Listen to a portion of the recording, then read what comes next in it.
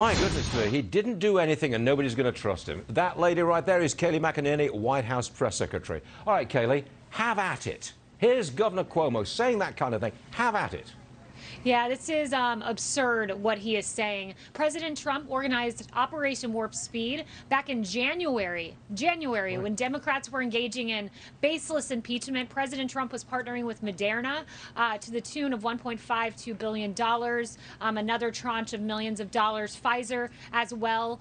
This president paved the way. It's the fastest vaccine in history by 5 times. That was only done because of President Trump tearing down bureaucracy, red tape, while Governor Cuomo was shoving seniors with COVID into nursing homes and causing mass devastation and loss in the state of New York. I'm sure President Trump has seen what Governor Cuomo said. What's his response? Can you tell us? Yeah, just the absolute hypocritical nature of Cuomo. You know, President Trump saw in real time when Governor Cuomo praised his work as phenomenal, said he's been a great partner. He's been on private calls with the governor and others where he's been praised for his response. And he knows this is just blatant politics. It's partisanship. And worse than that, it's irresponsible with that kind of anti-vaxxer rhetoric that we're seeing from Governor Cuomo, instilling doubt at a time when we're approaching the critical month of December, where we're going to need 40 million vulnerable seniors and those with comorbidities and our frontline workers to receive this vaccine. Got it. I'm going to change the subject completely, Kayleigh. I want to talk about your alma mater, Harvard. As you may know, a petition is circulating there which would ban Trump administration officials from teaching, speaking, or even setting foot back in the university. That would include you, Kayleigh. You went to Harvard Law. Are you going to go back and challenge them?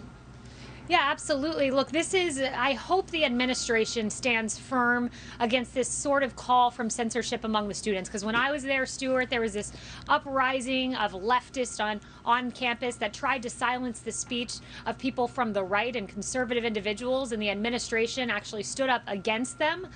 They asked for exam exemptions during a time of racial protest, and the administration said, no, you got to show up for your exams. So I hope the administration, the same way they did when I was there, rebukes this movement, because censorship should not be tolerated. Our academic communities should be bastions of free speech and the countering and jousting of ideas, not the censorship of a viewpoint that you feel is unpalatable. Will you challenge?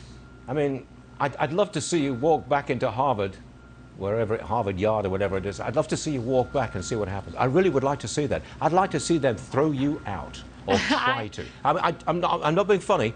I want somebody to challenge these people, because they should not be getting away with this.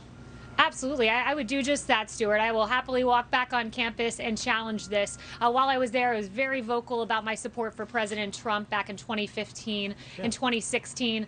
Was not ashamed to espouse my conservative views, even if it brought me the ire of other students. And I certainly would be opening to challenge that, along with many others in this administration. You can come back here any day you like. Kayleigh McEnany, thanks for being here today. I'm sure we'll see you again soon. Thank you, Stuart. Sure thing.